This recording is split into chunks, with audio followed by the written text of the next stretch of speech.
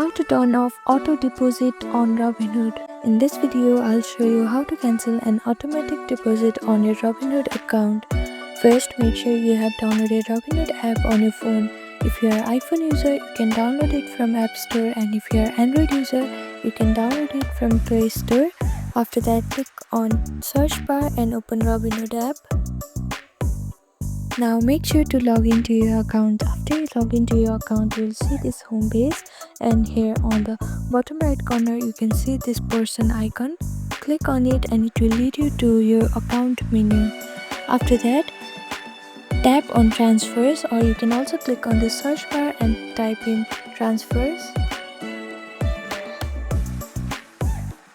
Now on the transfers, tap schedule deposit or recurring deposits.